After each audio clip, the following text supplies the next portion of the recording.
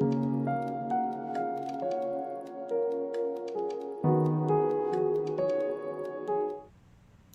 right, we should be live. Hello, everybody. Hope you're all doing well.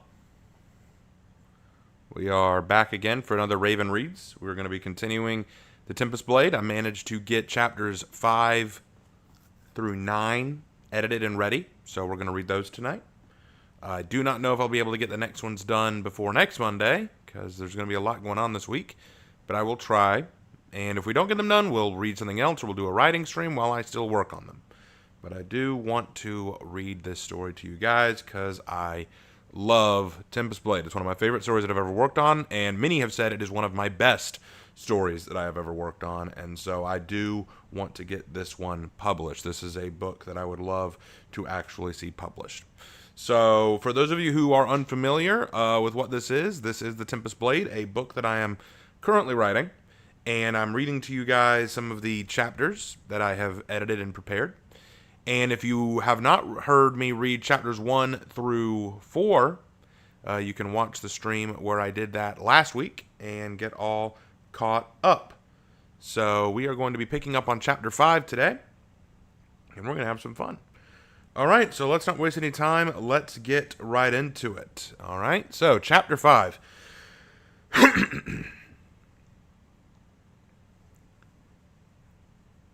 Oh. Sorry, before I start, I forgot. I did set up the pictures. So I will share with you guys the pictures that Jay drew. So this is the picture for Chapter 5. Carrying on.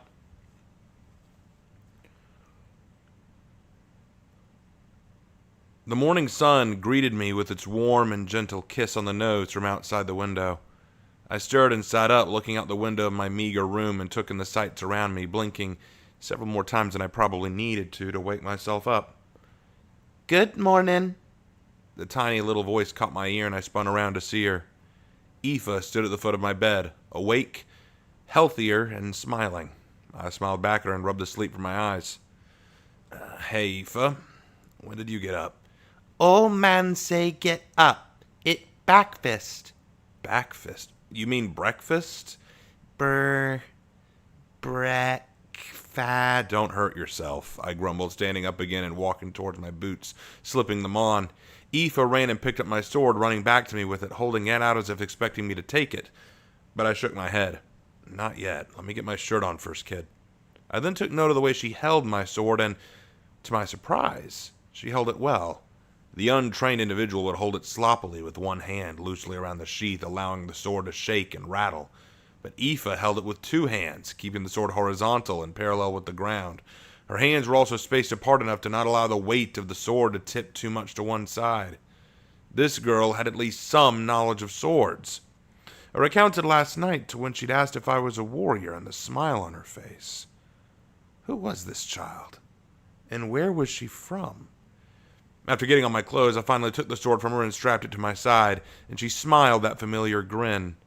I pat her head encouragingly and walked to the door, and before opening it, I brushed her hair over her ears to cover them and then allowed her to step out. "Aoife, listen, I know you're struggling to speak the common tongue, but you must not speak Lothari here." She stared at me dumbly for a moment, as if struggling to understand what I had said. "No Lothari language." "Speak like you?" "Yes, exactly. No one can know about your ears, or about your antlers, or about what you are." I doubt she understood that, but she nodded all the same. She'd gotten the message. When we got downstairs, there were only a handful of guests and patrons in the dining room. Standing behind the bar was Rox, cleaning a few glasses and setting them up on the bar, and when she saw Aoife and I come down, she grinned. "Well, morning, you two. Glad to see you're looking better, kiddo." Aoife smiled politely and gave a little bow, a traditional way of showing gratitude in a Lothari village. I stopped her instantly with a hand on the shoulder. "Say thank you," I hissed. Aoife nodded and spoke slowly and carefully. "Thank you," she announced. The entire dining room all glanced in her direction and smirked at her cuteness. Rox giggled and leaned over the bar. "Well, that was very polite." Aoife beamed. I helped her up onto a bar stool and sat down next to her. Rox immediately brought out 2 plates of a typical breakfast. Pork slices, eggs, home-fried potatoes. I reached for my bag of coin to pay for Aoife's, but Rox stopped me. Nope, none of that. But you said the other night, Look, when you brought her, I was riled up, okay? The cost isn't an issue. As long as she's with you, you're both on the house. Besides, she might be able to earn it like you do. and how's that? I asked. Have you given any thought to what she's going to do while you're out on patrol in the forest? I flushed and shook my head shamefully. Honestly, no, I haven't. Truthfully, I've been kind of sidetracked. I haven't been able to think about my patrol today. Turns out being a parent isn't so easy. I'm not her parent. No, she just lives under your care and protection while you educate her on our language and customs. Sure, you're not a parent, but maybe a guardian. Rox, are you going to tease me all morning or offer a solution to this? I countered. You really are no fun sometimes. Well, how about you leave her here with us? We can put her to work in the kitchens or helping carry food out to customers. Employer? A bit young, isn't she? By your own admission, she's a natural learner. Plus, this allows her to earn her keep around here. Dad can teach her how to cook and clean. Plus, interacting with the guests will teach her better social skills, and her understanding of our language should improve. I wanted to argue, to resist the idea. Some part of me that I did not recognize was very much not excited about Aoife staying in the inn to cook and clean around customers who might see her ears and react viciously. Yet I also knew it would be harder to keep her safe while I was in the forest. It was true, Rox and Gaius were the best people to keep an eye on her while I was away. I looked down at Aoife, who was barely able to reach her plate, being so short.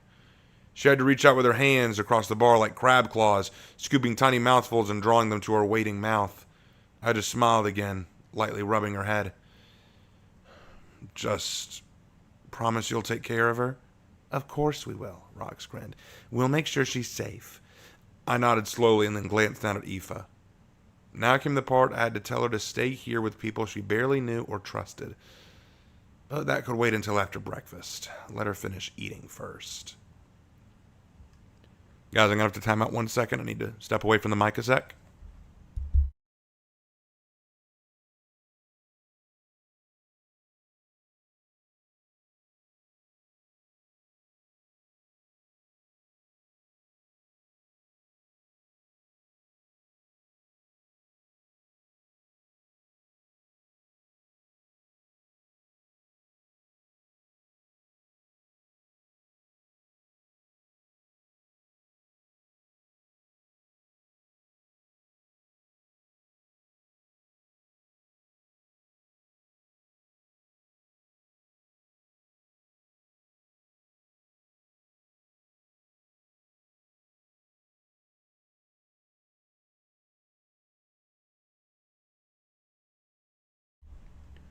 All right, back now. Sorry about that. I strapped on my sword and Aoife watched from the bed. I made sure to grab my pouch of medicines, bread, drinking water. She watched, enraptured by my every movement and choice. I finally slowed my preparation work and glanced at her.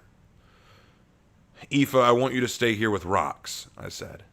She stared at me and blinked a few times. Kos han abdidiad. I tried my best to explain, but this time she understood because her expression changed to discontent. Aoife won't stay with Eaton. I have to work, Deramir. To protect. Aoife still looked displeased but didn't argue. Kaim Saidaran, a warrior. My job is to keep our home safe. All right. I still love hearing her use that word. Rox and Gaius will take care of you. Just do what they tell you and I'll be back tonight. Gaius smell like K-Bletham. I stifled a laugh. Even if he does smell like cow shit, he's the only one who knows your secret. Eaton come back soon? Of course I will, I smiled. So I need you to be brave for me. Akrivan. Akrivan was a phrase I'd heard Lothari say to their children as a way of encouraging them to do something. It roughly meant be strong or don't hold back. And hearing it, Aoife went stone-faced and gave a curt nod. Aoife be brave, she announced. There's a good girl. Now come on downstairs. Quick. Aoife obeyed the order. It was still remarkable how quickly she could pick up on the language. I led her down the stairs and I pointed to the counter where Rox and Gaius were both working. You stay with them. All right? All right. I smiled and walked to the door and opened it. As I was about to walk out, I stopped and looked back at her. Her little round face was sunken with a pitiful frown. It hurt me to walk out the door, even if it was only for the day. I wanted to stay with her, to teach her the language she had just started learning. But I needed to return to the forest to patrol the border. I raised my hand to her and waved. I dared not say farewell in her language, and I feared she might, but she did not. She just lifted her little arm and waved. Bye-bye, she muttered. As I walked out of the town, I saw a small crowd gathered by the gate. Curiosity gave speed to my step as I approached. There were gate guards, all trying to maintain the peace, but the civilians outnumbered the guards, and as I got closer, a few noticed me and eyes began turning towards my person. They stepped aside so I could more easily see the scene, and what I saw severely unnerved me. It was Melody. With a bloody lip and a swollen cheek and eye, she was leaning against the edge of the gate, her wicker basket on the ground with at least 4 bottles of herbs and juices spilled and shattered.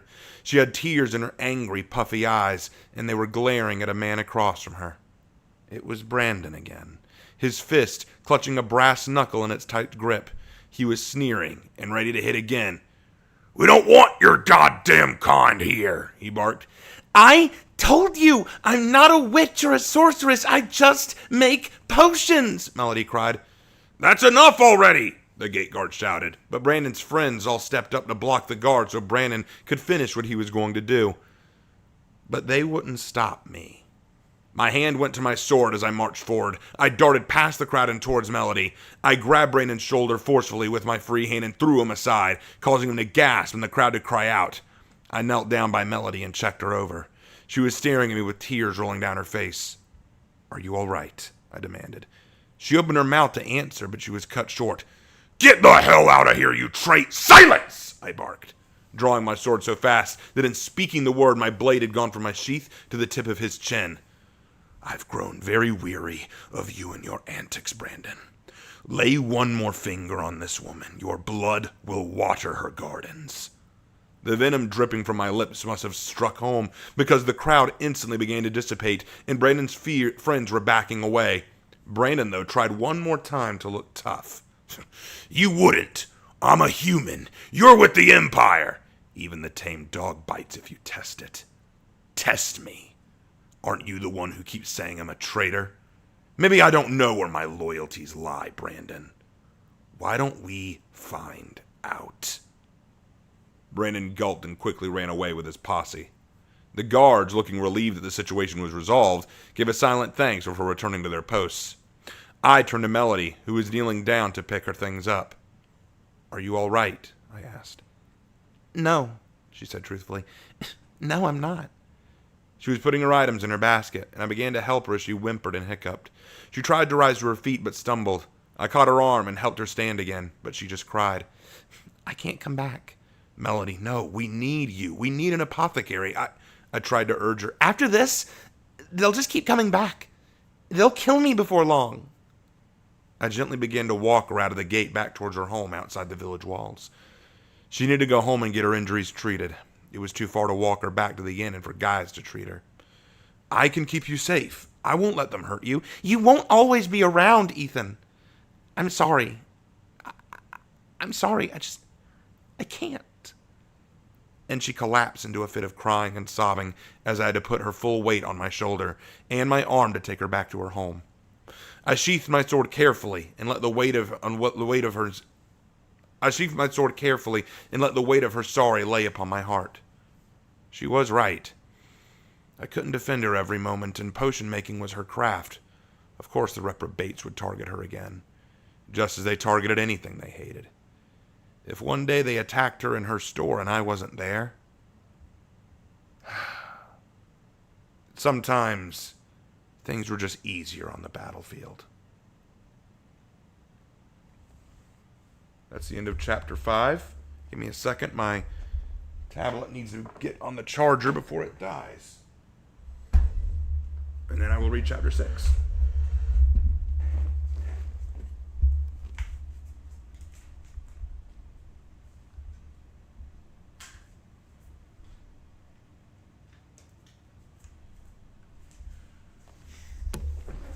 All right, there we go. That's better.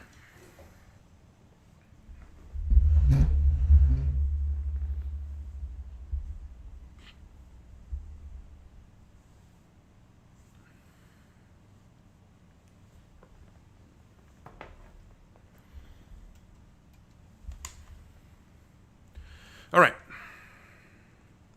Let's change out pictures.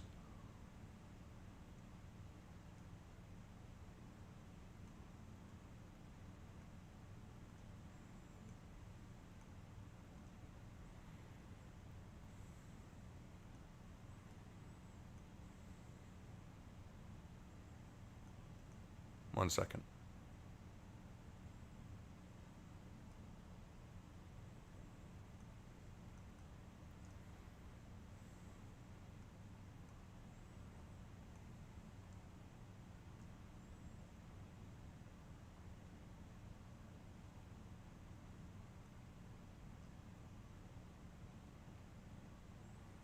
Oh dear. That's not good. One second.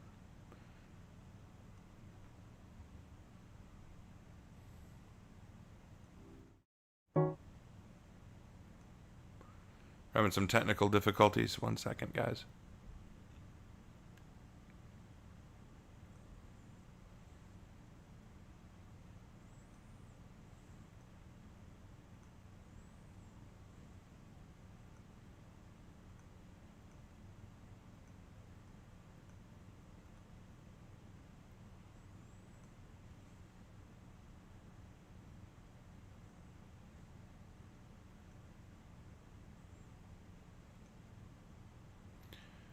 Well, it looks like I'm unable to change pictures because OBS is glitched out. That sucks.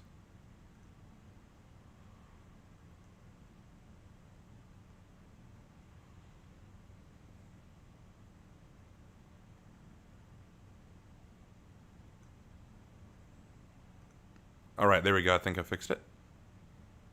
Now let's try that again.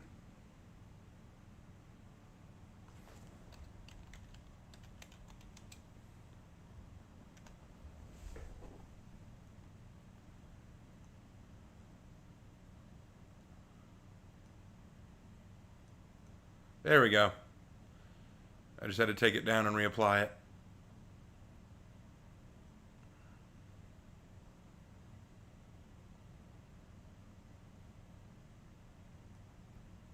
All right.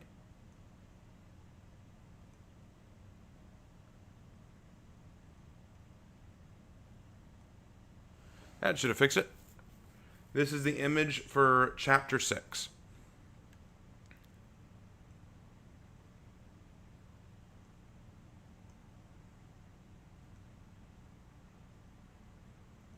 Let's do it.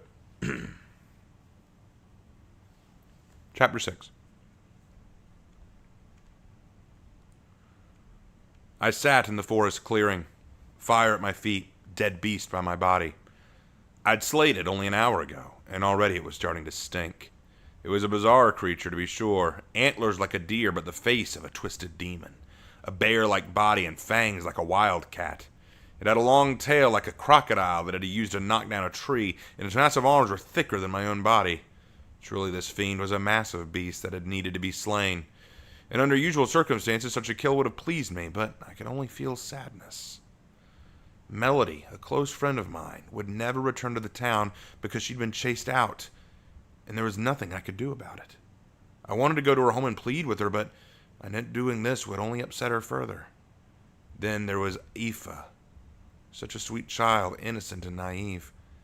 Did she herself realize just how close to danger she now was?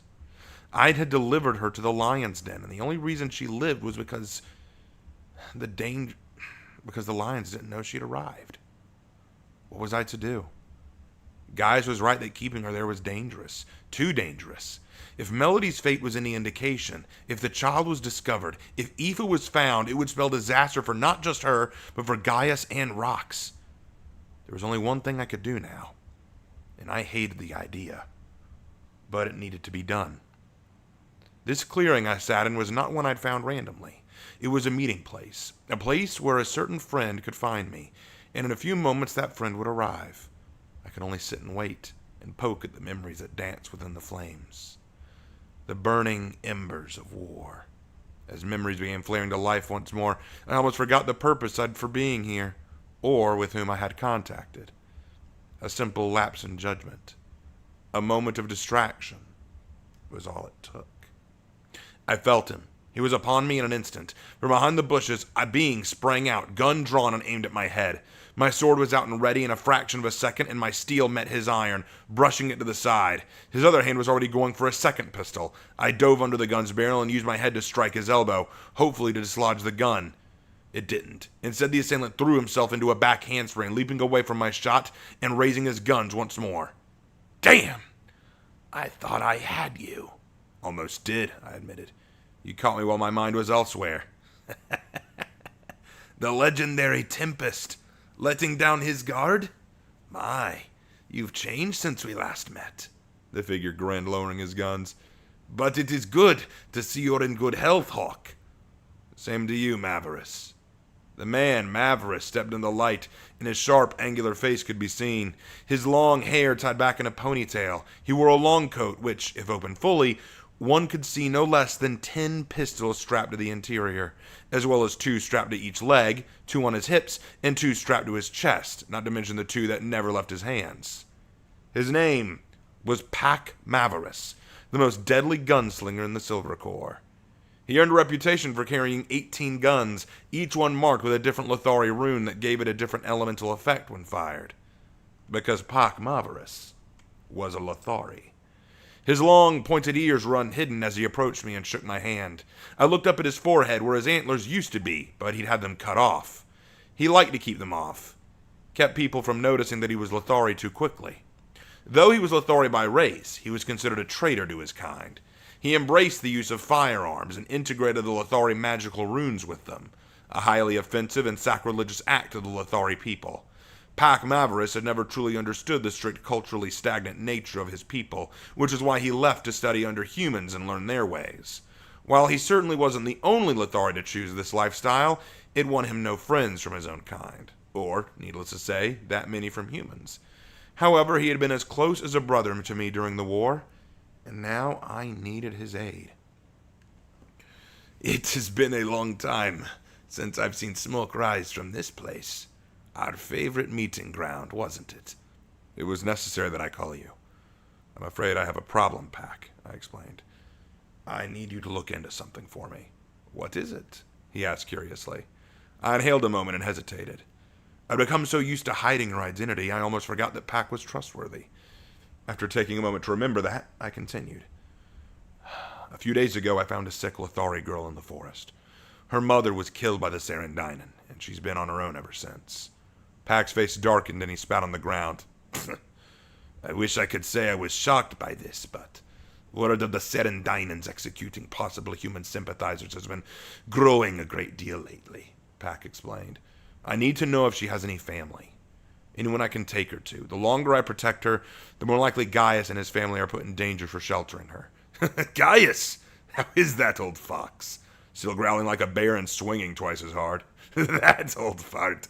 Damn, that brings back memories. Remember the Battle of Yelmersh? Gaius had to treat both of us for leeches when we had swum through the thick river. If I recall correctly, Pac, I suggested we go around it, but you said there was no danger to just swimming through. Okay, I made the mistake. Sue me. There are people in town who do worse than that to you, and for far lesser reason. But that's why I want your help. Despite how the Sarandinen hate you, they are still connections you have in Lothari villages, right? You have to find out where this girl can go. Does she have family or friends that she could stay with? What is her name? Aoife. And no, I don't know her surname. What does she look like? Small, delicate, dark hair like silk, blue eyes, pale skin. That doesn't narrow it down all that much. Aoife, though. Aoife sounds familiar. I feel I've heard it before. I will do my best to look into it, and when I learn something, I'll set up a smoke signal here, same place. Thank you. I'm surprised you still live in your hometown, considering that they all hate you, Pac muttered. You could just take the girl and find a house in the mountains to stay in. Raise her there. It's too excluded. Plus, I couldn't afford such a place. Don't worry about me. I don't care what they say. You should care, Ethan. You did what you needed to do in the war.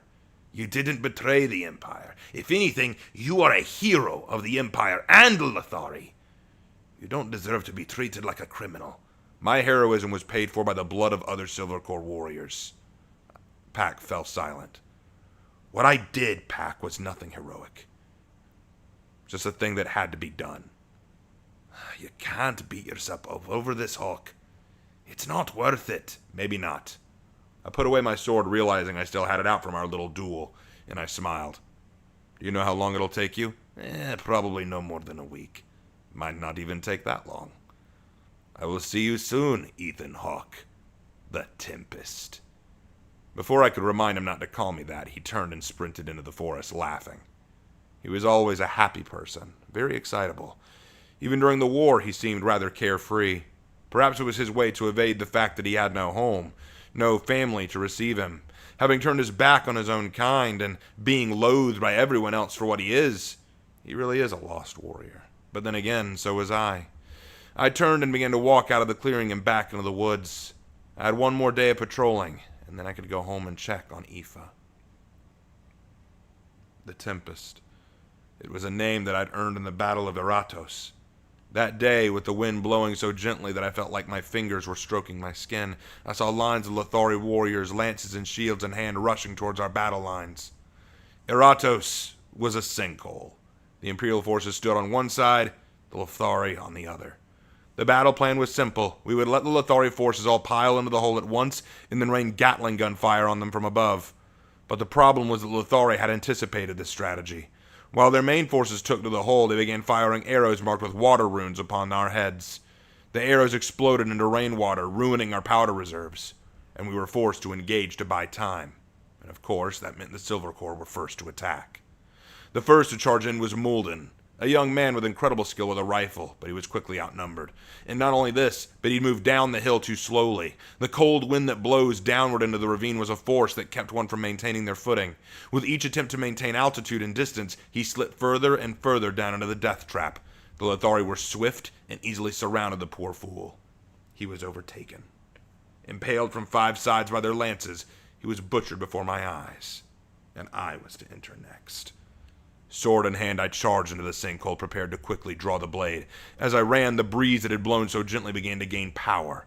The sinkhole, as it turned out, was actually a wind tunnel, allowing wind to rush through, a canyon of breeze. The Lothari began to close in on me, and in the last moment I drew my blade at staggering speed. The wind blew the Lothari forward and towards my blade. Those 3 closest were gutted by the sword, and feeling the wind lead me, I began cutting through them, one after another. They fell by the tempered steel. With the speed of the wind and its untouchable fluidness, I almost walked through the soldiers. The wind that followed me led me further and pushed me into their battle lines. I wielded my sword, letting the wind guide me to one soldier after another, but never moved in too deep that I was ever overwhelmed. It was an intricate dance to maintain a foothold in the treacherous ravine, while also sacrificing ground to the enemy. Finally, after almost 15 minutes of the furious clashing of swords and the sound of battle cries and roaring gunshots, at last the Lothari warriors lay dead beneath me. Though it had not been only my power that had won the battle. Those Lothari that saw me standing there amongst their fallen comrade believed it had been me, flying through them like a furious tempest and laying waste to the warriors. I had earned the name the Tempest for this deed. I didn't want it. And anyone who honored me with that title, I would attempt to correct them with the truth. But this ordeal taught me an important lesson about war and history. Truth is a commodity in war, often traded for reputation and rapport. Tales of battles and heroes go down in history to inspire and to invigorate the citizens, when the real truth of what happened is lost to history. It was this lesson on war, this undeniable truth, that caused me to become the infamous traitor that most of the Empire saw me for. But that wouldn't happen until much later. I shook these distant feelings and insecurities off my shoulders. To dwell on them was irrelevant. To regret them was non-productive. I'd done what I felt was right, and that was the end of it. Regardless of the orders I'd been given, I did what I needed to. Besides, I had far more pressing matters to concern myself with at this point. I took my leave and walked to the eastern portion of the forest in search of danger. My blade slept within its sheath again, waiting again to be set free, but my hand calmed it, stroking the gentle handle of my sword. I was not a soldier who blindly followed orders. I was a warrior. Only I commanded my sword.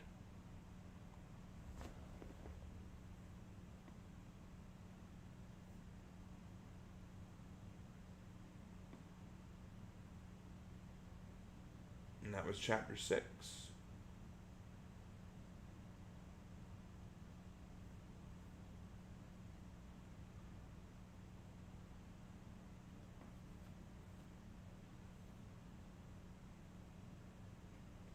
me switch to the next picture.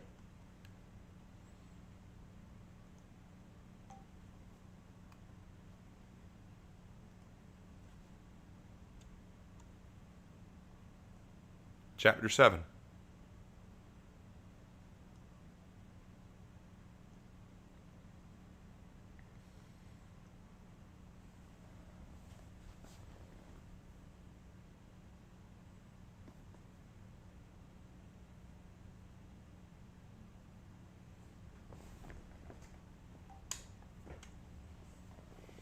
All right, there we go.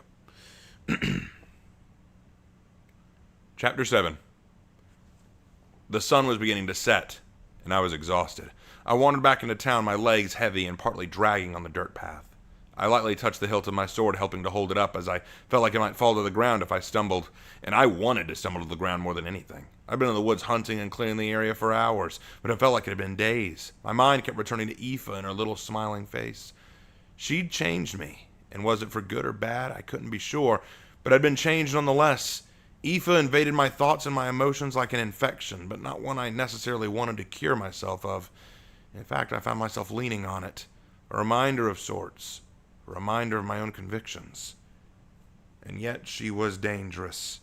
The fact I was keeping her hidden away was itself a threat to my very life. Inadvertently, I put a death curse upon that inn that had kindly taken me into it. Aoife was a Lothari child, making her an enemy to all who considered themselves loyal imperialists. But she wasn't necessarily safe among her own kind either. The Sirendainan had killed her mother, and likely her father. Where could she turn when she was hated by everyone, for no reason than just existing? What crime could such a small child be guilty of that turns the world against them? And then it is now, as I ponder these questions, that I fully realize why I dwell on the child so. She's just like I am. She and I are alike in that regard, if nothing else. I feel bound to this girl for better or worse. So I will do all I can to ensure she survives. If she were to die, then it would be like watching myself die as well. I finally made it to the inn, and as I reached for the door, I felt something strange wash over me. Dread. A cold fear. I shoved open the wooden door and looked around. Bar patrons were all there, as usual, drinking and enjoying their meals, but the moment Rock stepped out and saw me, her frown deepened on her face, and she ran out from behind the counter and grabbed my arm. "Ethan!" "What's wrong?" "It's Aoife." My blood ran cold, and I felt my whole body go rigid. "Where is she?" I don't know. She asked if she could run out to get some eggs from the store for us. She wanted to be helpful, and, well, we didn't want her to be cooped up, so we made her wear a hood to hide her ears and her antlers, but we let her go. But that was 6 hours ago. It's getting late. "Which side of town?" "We don't know. Ethan, what if she's been discovered?" "That's exactly what I'm afraid of. Search the lower side. I'll head to the market district." I turned on my heel, refinding my energy I'd lost, and hurried out the door to run back to town. "Ethan, if she's been found..." "She hasn't.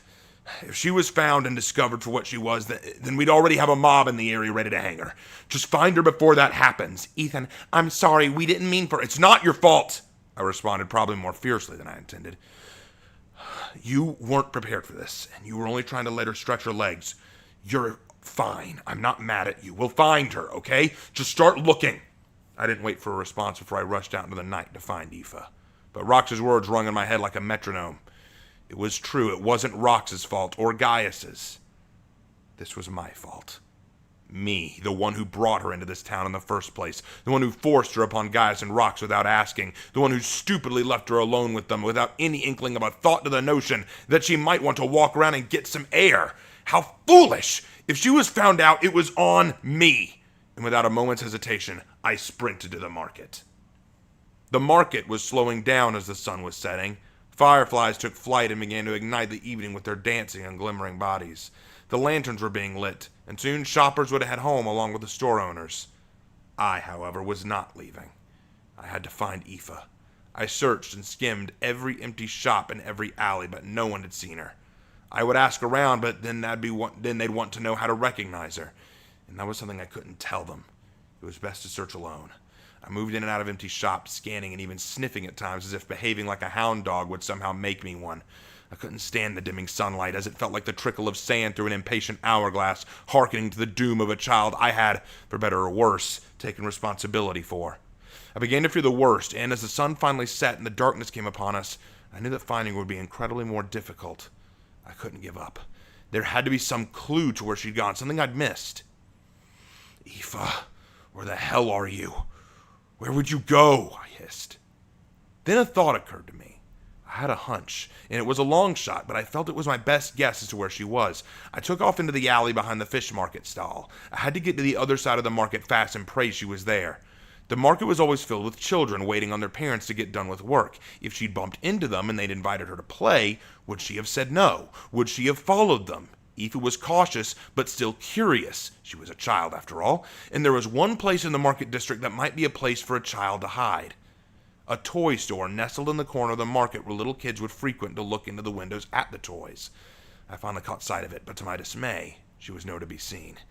Beginning to lose hope, I leaned against the window of the store and groaned, helplessly praying for a sign.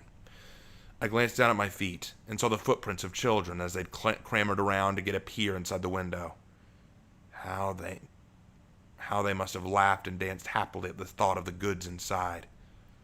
I sighed and stepped back, only to notice something was off about the footprints. Behind the toy store was a mound of earth and debris. It had once been the beginnings of a makeshift wall to prevent Lothari invasion from the east. The wall construction had ceased when the Empire announced an end to the war, but the mounds of earth and materials had never been moved. It served as a reminder to the people and to myself that though we were through with war, we were not at peace. There was something strange about the mound, though. It looked disturbed, and I noticed that a few of the footprints seemed to move in that general direction. Grass had begun to grow along its edges as well in the past years, but it looked as if some had just recently fallen away, like the mound had been walked on repeatedly. Curiosity took me once more, and I went to investigate. As I drew close, I heard laughing and shouting, the sound of young boys. Rocks were cracking on rock. I hurried around the edges of the mounds of dirt and grass, only to find 4 young boys standing there at the base of the hills, tossing rocks up at one further away, shouting and jeering at it. "What, you scared?" one shouted. "Yeah, you like hiding like a fraidy cat." The taller boy took his rock and threw it further than the others. "Come out!" he shouted. "What's going on here?" I snapped, walking towards them. "Why are you throwing those rocks?" The boys stopped and turned to face me. They looked surprised. They appeared to even look guilty, but then their faces twisted into sneers as they got a better look at me. "What's it matter to you, traitor?" one asked. "Who are you shouting at?" I asked. "We were just playing with her," the tall one smirked. "Yeah, it's not our fault she's so good at hide and seek." I felt my fist clench as I began to piece together what was going on. I mean, she was already hiding her face with that dumb hood. All we wanted to do was see what she looked like. She's just a weirdo. "You boys go home. Now." I snapped, marching past them and towards the mound they were throwing rocks at. They glared at me and one threw a rock at my feet, grunting angrily. "Bastard!" the tallest one shouted. "You're a no-good traitor!" I stopped in my tracks. I didn't turn to look at them, but I listened. "My dad told me about you and what you did. You were one of the best. You were a Silver Corps soldier, and then one day you went nuts and killed 4 other Silver Corps soldiers in cold blood. You're just a filthy traitor. You don't deserve to live." I stared stock still. "You don't know anything," I hissed darkly. "Prove me wrong," the boy mocked. Though he was young, he spoke like the adults in town did. That same arrogance and same disgust. "It wasn't 4 Silver Corps soldiers I killed. It was 5, I snarled back, slowly reaching for my sword. "I cut down 5 Silver Corps soldiers in 15 minutes. 3 minutes each. So cutting down 4 nosy little brats won't take nearly that long, will it?" The boys suddenly went pale as sheets of paper and backed away fast. "You're a murderer! You stay away! You and that girl!" The 4 took off running away, leaving me smirking and putting my sword back. I then ran towards the mound and stopped at the base. Up near the top of the mound was a small opening where debris had been cleared away. I could hear movement inside. "Aoife," I called out. "It's all right. Those boys are gone." There was a pause and the slightest of rustles. Then out of the hole crawled the little Aoife. Though she had her hood pulled over her head, I could tell it was her from the way she moved. She stepped closer and stopped partway down the hill of earth, staring at me for a moment behind her hood that looked sad.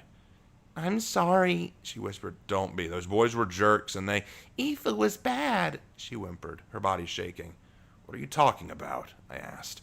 I realized she probably couldn't understand all I was saying, but I had all but put aside the language difference. Aoife suddenly shivered like a leaf and began speaking in my language, but broken up and meek. Aoife, see store giving sweets. Aoife ask for some and store man, he nice and he give, but boys say they want. Aoife not give them, and they hit Aoife hard. She pointed to the top of her head, where I could see a small stain where blood probably had been.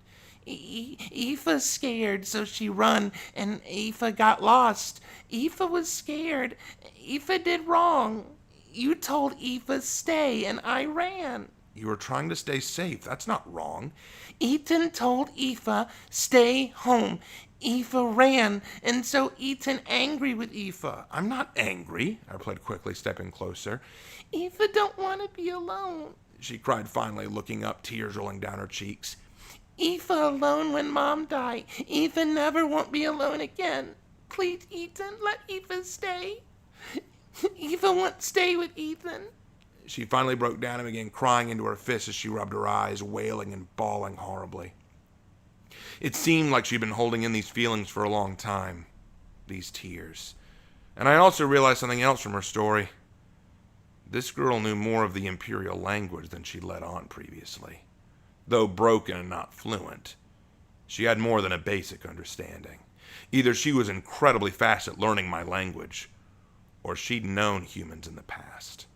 But neither of those things were what weighed upon my heart now. In fact, it was those tears she cried that weighed down on me now even more.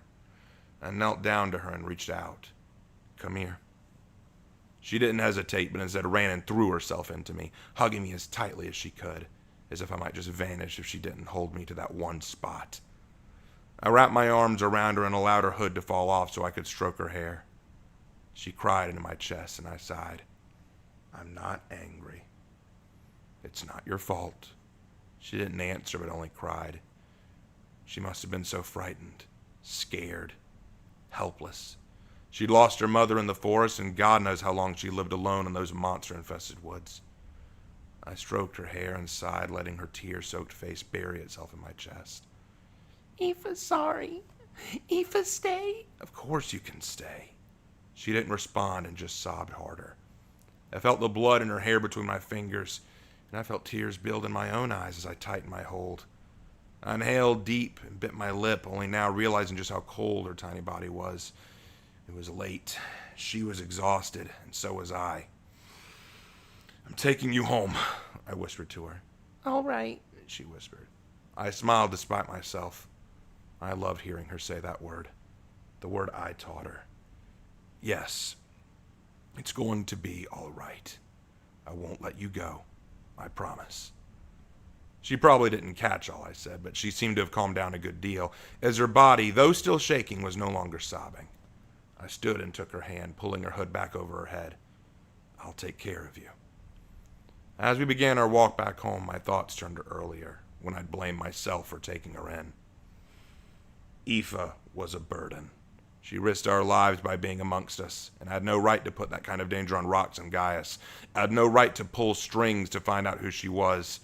I had been selfish, but seeing her tearful face, knowing what she'd suffered, I began to realize that I had no choice in this matter. I had to find a home for this child. She didn't deserve this torture. She didn't deserve the life I'd given her, of pain and discrimination from everyone around her. I was no father, but until I could find someone for her, I'd have to do all I could. I'll find you a proper home. I swear it.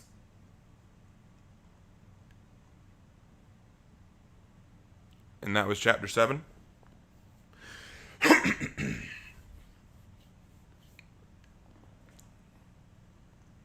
Change out pictures.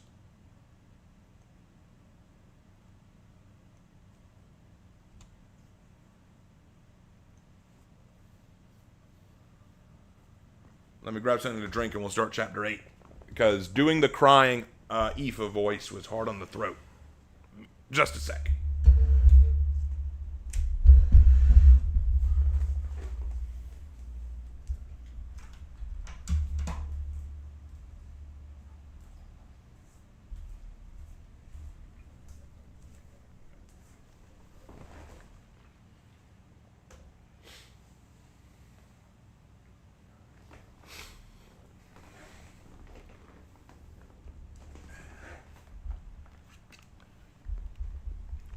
All right.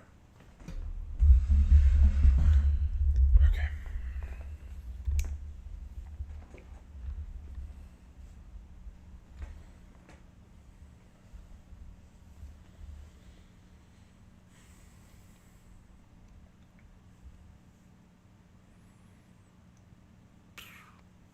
Here we go. Chapter 8.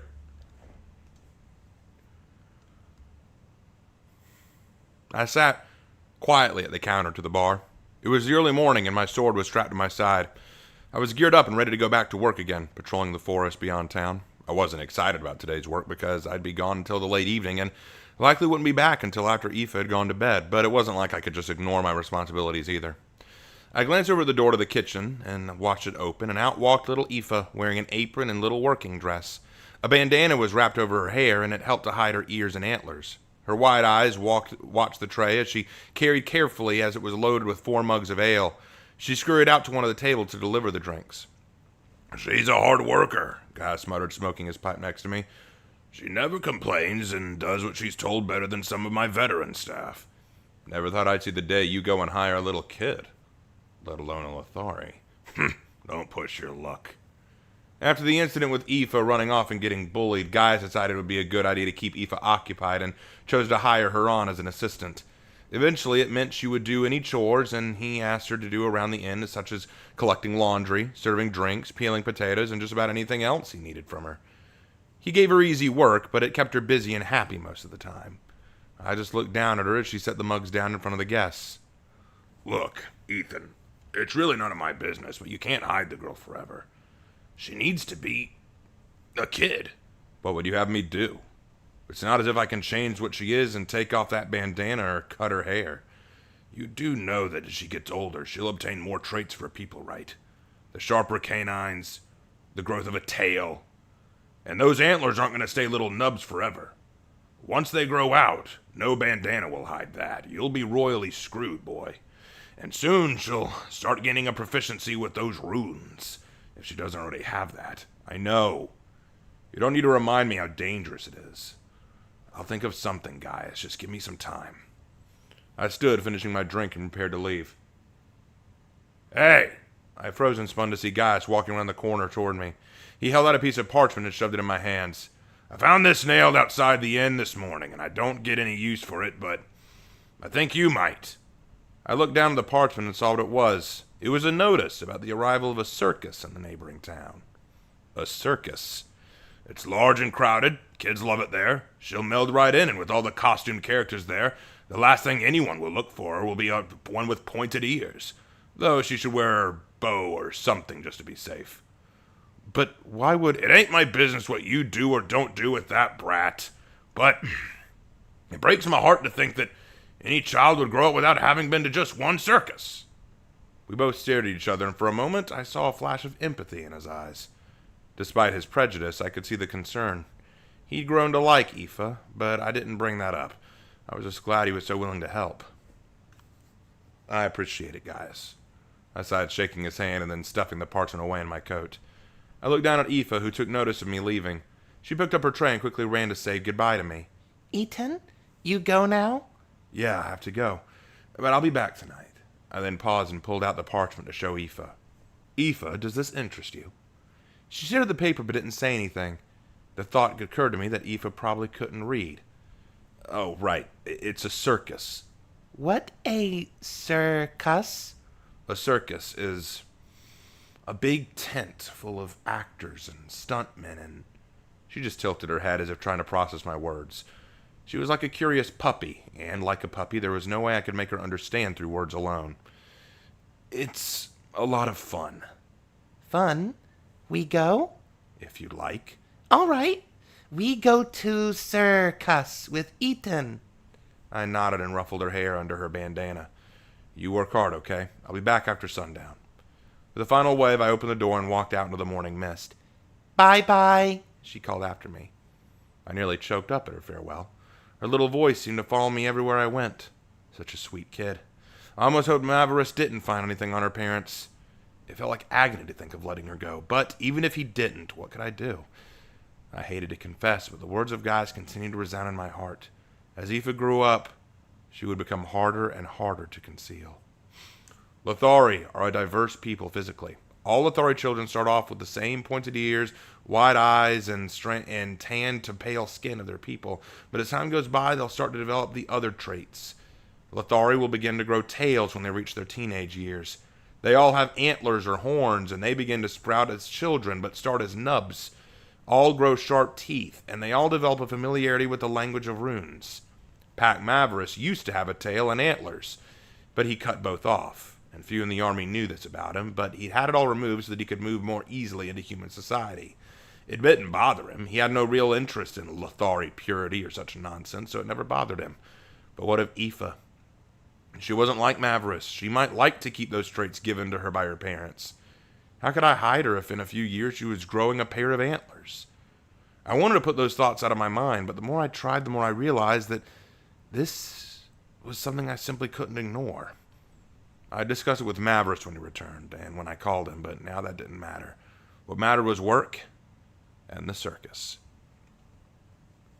I wanted to wait a day to take Aoife to the circus. I needed to be rested and my injuries from work patched up. But the next evening came all too soon. I found myself walking with Aoife down to the circus big top tent as she ran ahead of me excitedly. "Don't go too far," I called out to her. She slowed down, but her eyes never tore away from the massive tent. There was a crowd of people beginning to form. Children ran back and forth between stalls, stands, and games. Aoife always stayed just a few feet from me, but was bouncing from foot to foot, longing to investigate the games and stalls. "Ethan, I play a game?" "Go on," I nodded. She beamed and took out 2 gold coins, her pay for yesterday's work. It made me kind of proud to see her making money and being productive. She stopped at a ring and bottle game and began systematically working to toss little rings onto standing bottles. I watched her with a grin as she tossed once, twice, a third time. She honestly wasn't too bad, but her aim was simply a few inches off. If she released a little sooner, she'd hit the center of the massive bottles. "Aoife, let it go a bit sooner." "Sooner?" "Yes, quick." Aoife nodded and obeyed, and as I predicted, her ring flew and landed on the bottle just off the center. As a reward, the stall owner passed her a doll. She took it and hugged it tightly. The stall owner glanced up and saw me, and his smile turned to a frown. She yours? "I'm taking care of her." Poor kid. Raised by a filthy traitor. He clearly knew who I was, despite not being from our town. "Thank you for coming to visit," I growled, placing my hand behind Aoife's back. As we walked, Aoife looked up at me and blinked. "Ethan, what a traitor?" "A traitor. It's Dirnma." I spat the word, and she recognized it. Her eyes widened in surprise, and she shook her head. "No, Ethan, not Dirnma. "Shh! Don't speak Lothari so loud. And no, I'm not a traitor, but to a lot of people I am, Aoife. Because of something I did long ago." I placed my hands on her shoulders and smiled. "Do you think I'm a traitor?" "No, Ethan, it's good. Ethan, not traitor." "Then if you think I'm not a traitor, that's all I care about." I rubbed her head and adjusted her bandana to make sure that her ears and antlers were well covered. "Now, let's go to that big tent, all right?" Aoife nodded and began walking to the tent. I followed close, a small fire in my soul stirred by her words. I wasn't a traitor to her. I was a good man. I don't know why hearing that from her was so important, but it was. It's what I needed to hear. I personally had never been to a circus as a kid. I spent most of my childhood training in the ways of the sword, following my master around with tools and equipment for making swords and using them. I could see the appeal, though. Clowns and jesters running around the center of the tent, making hilarious fools of themselves for the joy of the crowd. Jugglers, acrobats using their talents to wow the audience. Aoife was enraptured with the performances, and I was just happy to see her smiling. She seemed to vanish into the crowd of children, melding in like she were one of them. It made me uneasy, the fear that our bandana could come off and expose her. "Aoife, don't go far!" She didn't seem to hear me, though I felt that she wouldn't leave my side anyway. I just kept my arms crossed and observed her. I saw one man walking out with a sword and held it out ready to swallow it down his throat. I just laughed to myself. The sword swallower was swallowing a fake sword. I knew quality steel when I saw it, although the acrobat girl doing cartwheels on a tightrope, now that was impressive. I found myself enjoying the show despite myself. "Never thought I'd see you in a place like this." I turned my gaze behind me and blinked. "Don't acknowledge me." If the crowd found sight I'm here, they might have a fit. Makes me wonder why you'd risk coming to meet me here at all, Pac, I hissed. Pac Mavericks took a step forward so I could see him, wearing a cowl over his head and a robe on to keep his body hidden. He grunted and looked on at the performance as if he was enjoying the show with me. I had to risk it. I didn't know when I could get in touch with you again before. You know. What, Serendinen giving you trouble? Not me. But they are causing a stir. That's not what I needed to talk to you about, Ethan. I found out who the girl's parents are. Well, spill it. Who are they? Not here, he hissed urgently. I paused. I glanced at him, surprised. I'd never heard such an emotion from Pac Mavericks. Was that fear in his voice? Are they important? More than you'd think. Meet me outside after the show. Usual meeting place. With that, Mavericks stepped backwards into the crowd and vanished. I stood still, amazed by his sudden appearance, and even more anxious to know who on earth Aoife's parents were. But for now, I just watched for Aoife and ensure she had the time of her little life. The show came to a close at around midnight, and everyone in the circus was tired. Children that had once bounced up and down with joy were now slowly staggering next to their parents, worn out and exhausted from the joy of the circus. Aoife was no different, fumbling next to me as I walked her down the road back towards the inn. She might need a day off tomorrow. I talked to Gaius about it in the morning. Did you enjoy yourself, Aoife? I asked. It's so fun. Circus is great, she sighed deep, sleepily. I'm glad. Now hold on to that doll. Don't lose it. I instructed as I noticed her grip on the doll was slipping from fatigue. When we finally made it back to the inn, I pat her rear for her to hurry inside. Go on. I have some business to take care of, then I'll be back. But, Ethan, come inside? I'll be inside soon, all right? I need to check on something. I reached out and rubbed her tiny cheek, smiling at her shimmering eyes. I promised, remember? I'm not leaving you. All right, she smiled, seemingly pleased with my answer, and she waddled through the door, struggling to stay upright. I turned and walked towards the forest to meet with Mavericks, to find out who this girl really was. I thought it would take longer to find him in the dark, but he wasn't too far into the woods at all, at our normal meeting place. I saw his silhouette in the night like a patient shadow, the moon etched out on his body clearly. I approached, leaned on a tree next to him, and crossed my arms patiently. All right, Pac, you've kept me in suspense long enough, I think. Who is she? Ethan, you have no idea just what you picked up in those woods. That girl, Mavericks sighed. It took me a little bit of digging, but I knew I'd heard her name somewhere. I found out everything about her, and I know why her mother was killed by the Serendinen. Good grief, Mavericks. Is she the daughter of the Lothari king? Worse than that, Ethan. Pac, who is she? Ethan, Aoife is the daughter of Elijah Eridan. I nearly fell to my knees. I dropped my sword to the ground with a clatter, and I gripped my chest. What did you say? Aoife is the daughter of Elijah Eridan, his only child. You lying snake! I'm not lying to you, Ethan. I wouldn't even be telling you if I wasn't sure about it. Eridan's daughter was named Aoife. Aoife Eridan. I leaned against the tree, my breath failing me, and I had to stop my body from shaking. She's Elijah's. How? I struggled to keep myself upright. That little girl, the child I'd picked up in the woods and had cared for these last few weeks, was the daughter of Eridan. Ethan, you have to get rid of her. You can't cling to that girl. Every day she's in your care, you invite destruction. I can't get rid of her, Mavericks. She's just a child. I'll take her far away. I'll leave her in a sympathetic family house. I won't let her fall to harm, but you mustn't keep her any longer. No. Pac, I just can't. Ethan, that girl is the only living member of the Eridan clan. You know what the Empire will do if they discover her identity, and what the Serendinen will do if they get their hands on her. Ethan, guarding that child is inviting certain death. Pac, it's not that simple, I roared. Why? Pac screamed. Even if she wasn't on the most wanted child in Tigeria list, do you really think she wants to live with you? Does she even know who you are to her? I didn't answer that because that thought was going through my mind too. There was no way she knew. She couldn't. And yet her mother must have told her the truth at some point, or At least the truth as told by the Lothari. She must know about the fate of her father on Kai Dram during the war. My hand drifted to my sword as that day crawled its way into my memory again for the first time in years. The day I became the hero of Tigheria. And the day Elijah Eridan, the most famous general of the Lothari forces, died by my sword.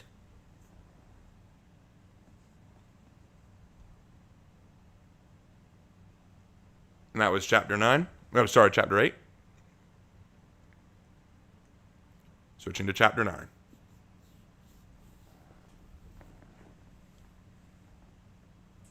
Give me just a second.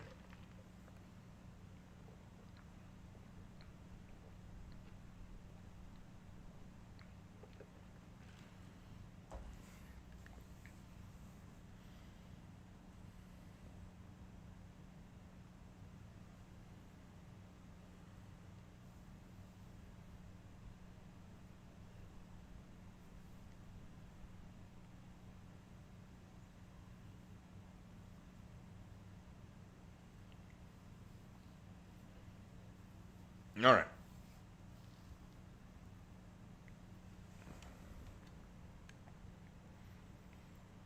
Chapter 9 will be the last one we read tonight.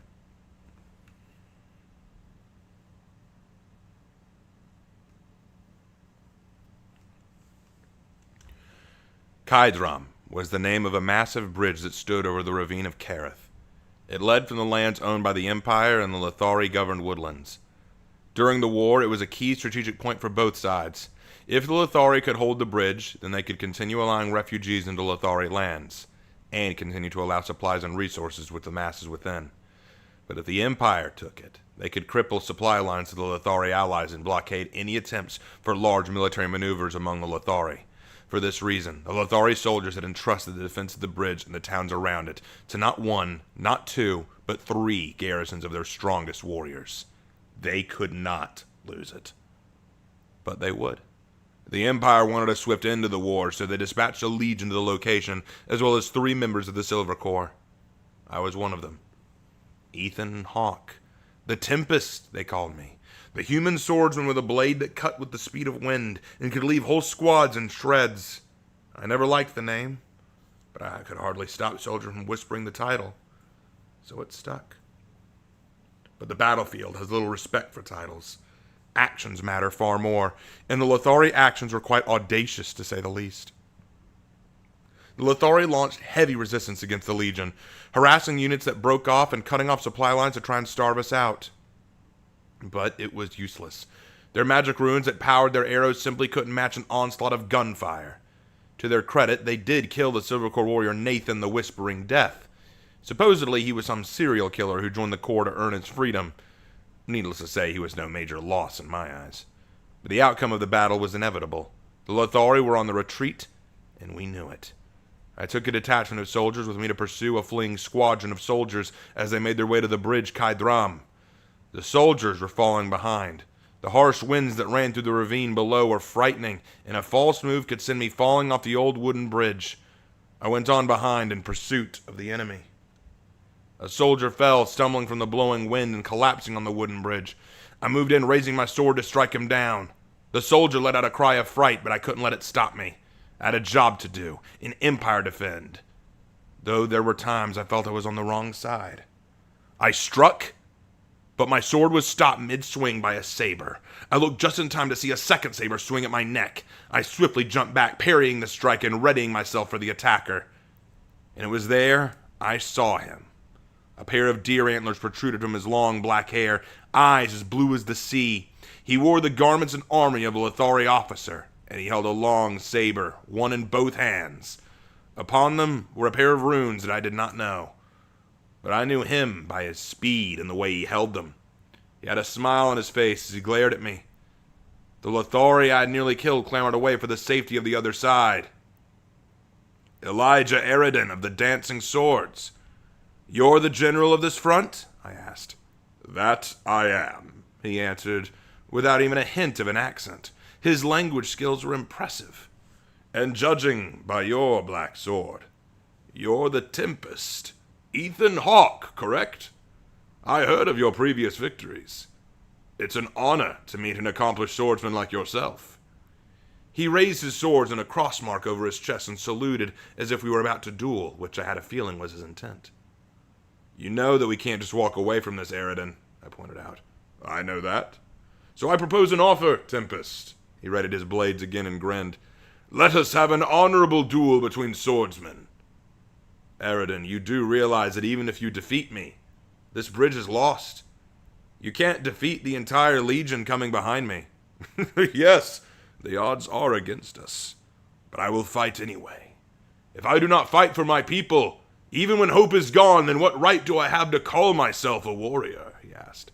And besides, I see this more as a chance to test myself against a truly worthy opponent. And for the first time since I joined the war effort, I smiled. I genuinely smiled. Elijah Aridin was famous for his skill in two-sword style fighting. Stories said he cut down 30 men without taking a single injury, and all dancing as if on parade. The chance to fight him had me excited as well. All right, Elijah Aridin. I accept. I readied my sword, and the world paused as we moved. Elijah Aridin was like water itself. His body moved with a fluid grace the likes of which I'd never seen before. My strikes came close to him, always just along his coat or his hair, but he'd deflect and slide behind to stab at me. I was forced to watch my back as well as my front, as he could so quickly move to my blind spots. I could not simply stand still, but dance. And dance I did. Our swords, like flurries of bird wings, sang in the air as wind whistled by their shimmering steel. My black blade crossed and parried the twin steel swords that Elijah wielded, and I'd never felt such a rush. Each step I took forward, he sidestepped around. Each slash he made at me, I returned with a deflecting block and then an angular downstrike.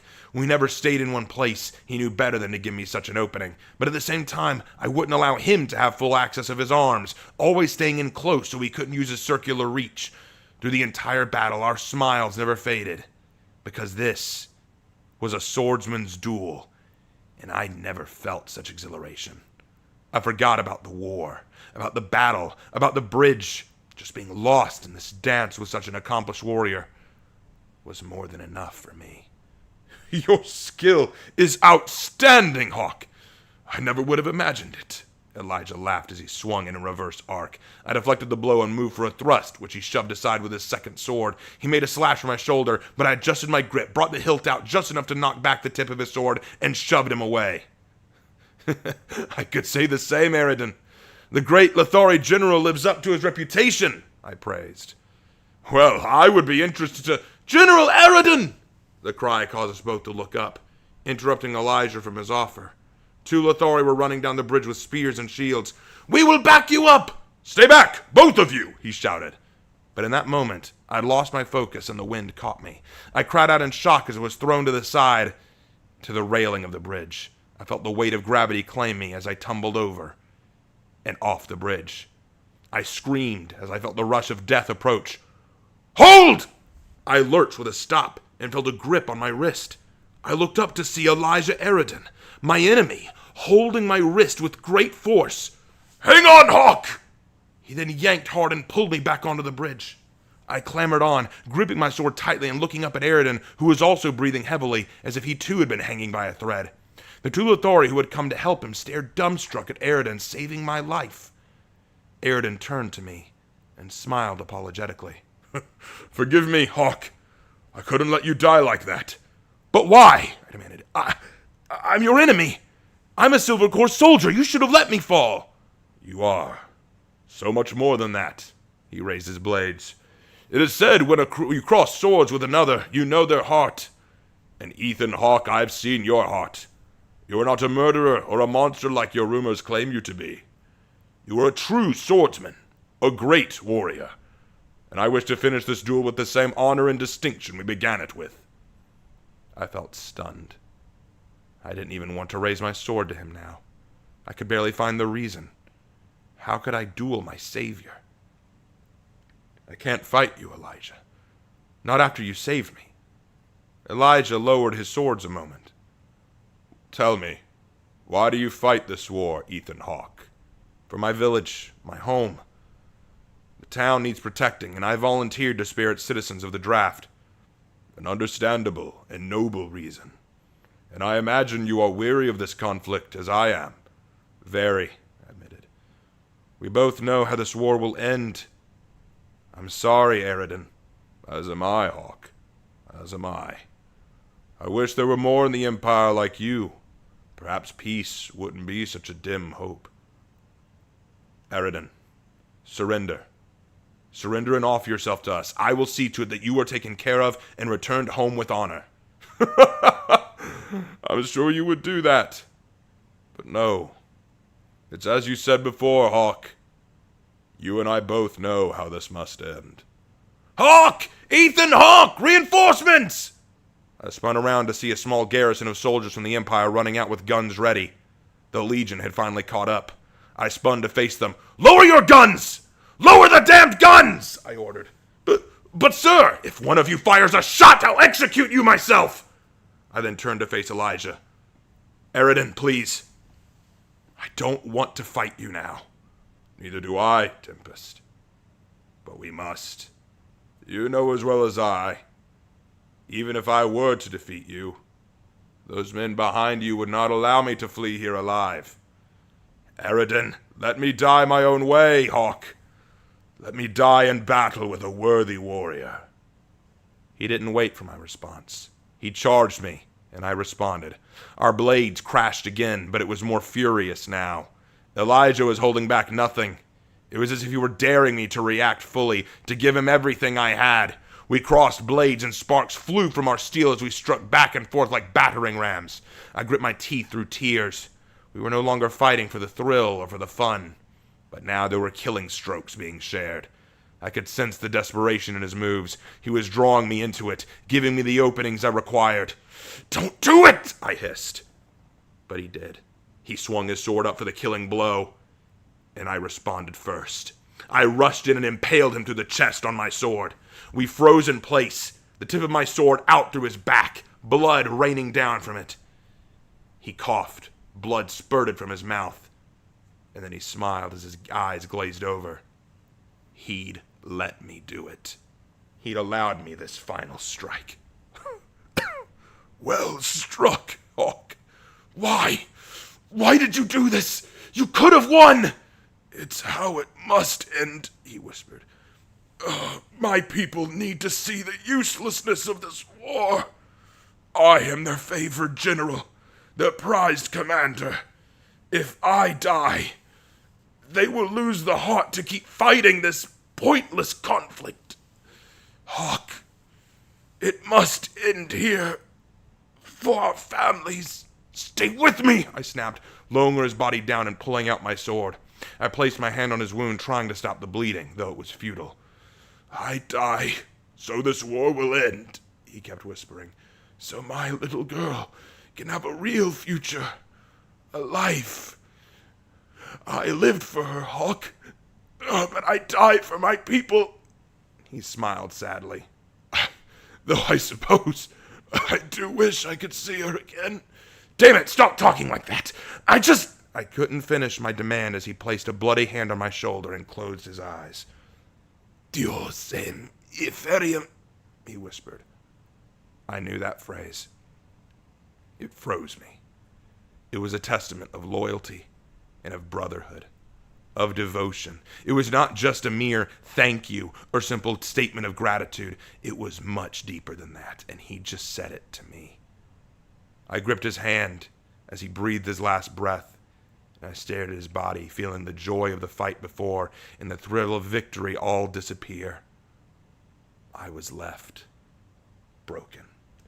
He won! One of the men cried. The Tempest beat their general! The Eridan is defeated! We got those bastards on the run now for sure! Let's hurry and finish the job! Cut off his head! All of you shut your mouths! I snapped. I picked up the body of the fallen general and tried to hold back my tears. We're returning to base. What? But sir, I'm tired, I replied, and I need to deliver the body. The soldiers all stared at me as if I'd lost my mind. We had the winning momentum. We could easily pursue them. But my drive to fight was gone. My longing to win was history. I didn't want any more to do with this war. Elijah Eridan gave his life to see it end.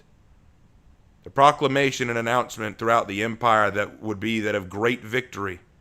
The mighty Tempest blade slayed the greatest general of the Lothari forces. I was a hero. The great warrior who brought us a step closer to the end of this war. But I took no pride in it. I did not celebrate. I allowed my fame to grow quietly, telling no one of the true events that took place on that bridge. I only watched silently for what the Lothari would do. I prayed Elijah's sacrifice would work, and they would lose heart and desire peace over war. And it almost worked. We had come so close to an early end. But as with many things, the winds of fate changed course, and what could have been was never meant to be. The arrogance and pride that came with that victory infected the Legion, and it led them to make a decision that would destroy any chance of peace. I wept for days, mourning the sacrifice of a greater hero and warrior than I had ever could be. And I never thought I could ever repay Elijah's kindness to me. Until now.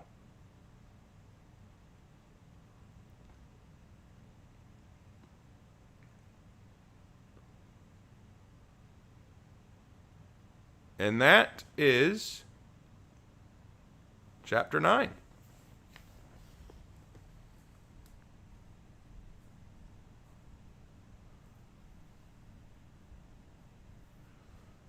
So I'll give you all a second while I drink something, but that is where we will wrap it up for tonight.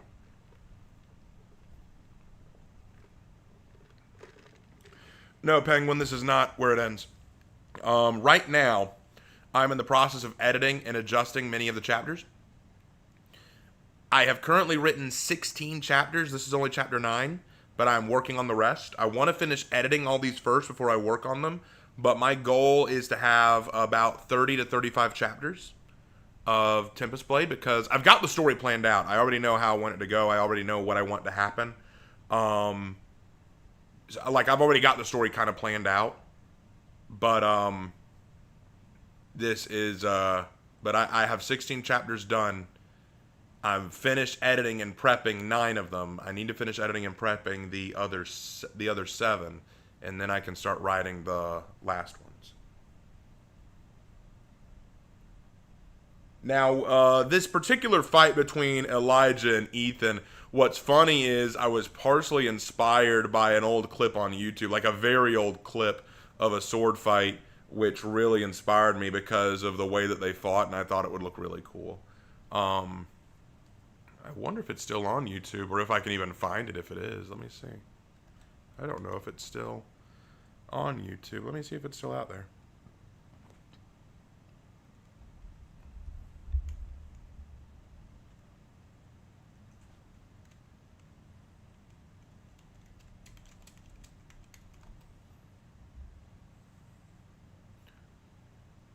Yeah, it's still there. It is still there. My goodness.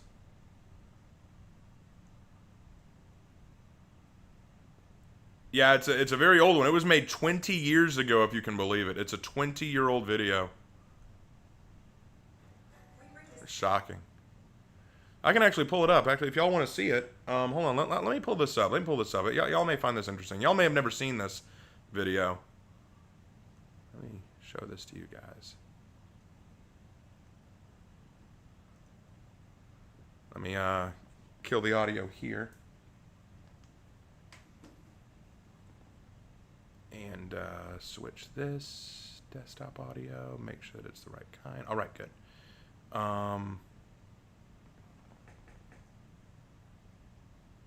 Kill the audio for now.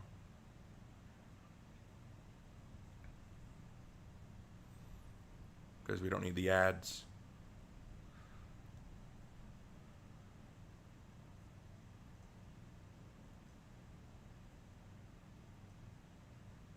But yeah, this is a very old video. Like 20 years old, for Pete's sake.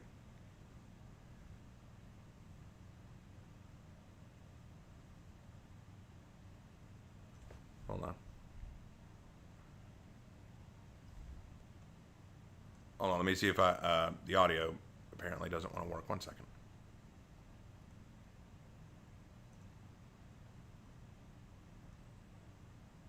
Oh, that's why. That's why. Here we go.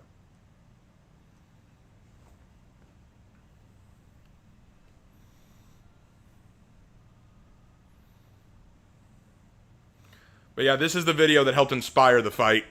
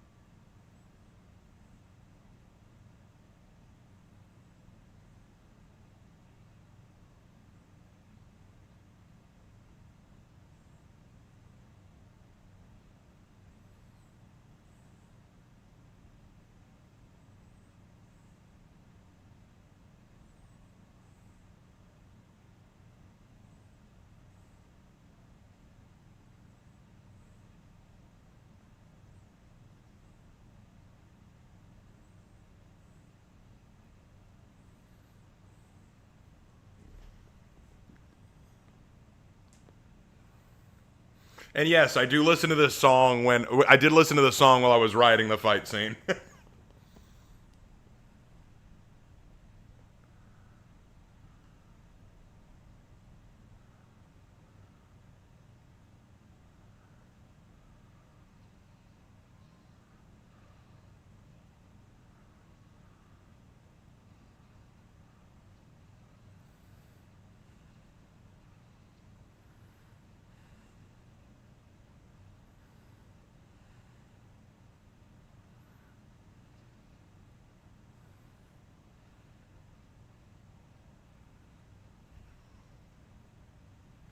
There's no music?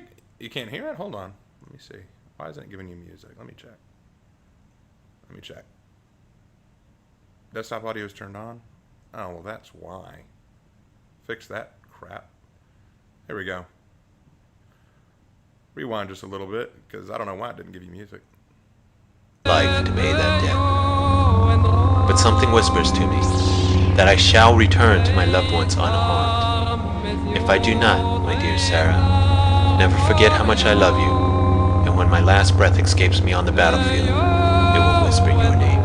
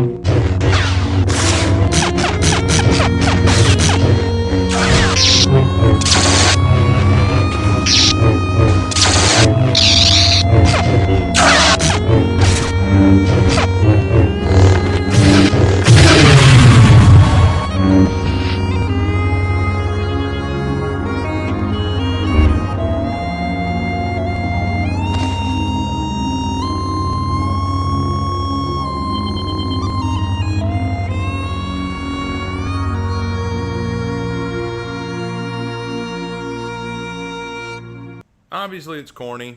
It's a little silly. I agree. But when I saw the fighting, especially when he switches to dual sabers, it made me kind of picture that's how I kind of saw Elijah and Ethan fighting. This really fast-paced, very intense battle between two masters. Now, of course, in the end, Elijah, who uses the two swords, dies because he allows Ethan to kill him. He wants Ethan to kill him.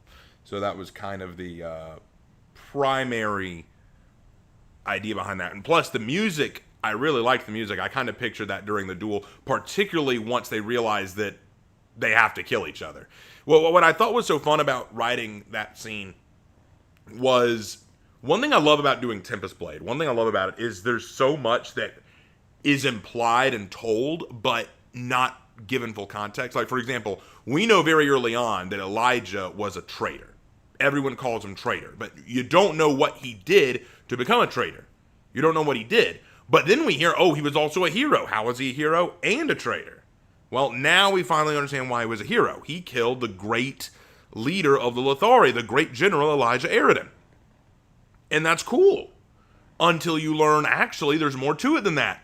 Elijah Aridin wanted to die because he's hoping that his death would end the war.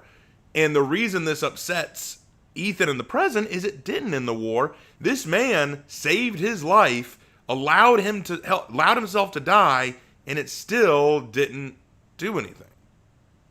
It didn't stop. It didn't change anything. And now Ethan has realized that the little girl he just took in is the daughter of Elijah Aridin. And this is shaking him to his core because he's the man that not only saved his life, but that he killed. So, genuinely, I love working on the story. It's a lot of fun. As you can see, I've already started chapter 10. Like, as you can see. And later we will learn more about why he became a traitor. That is in, which chapter is that in? I think that's chapter 14. I think that's chapter 14 when we get to why he's a traitor. But anyway, yep. So we'll go ahead and call it there because we... Actually, what's funny tonight, guys, is we went all the way up to about 30 viewers at one point, but I think people are kind of, tuning out because it's getting late and people got stuff to do. I know I do. But anyway, hope you guys enjoyed. I'm going to call the stream there. I'm tired. Thank you guys so much for watching. Really enjoyed it, and I'll see you in my next one. Take care, guys.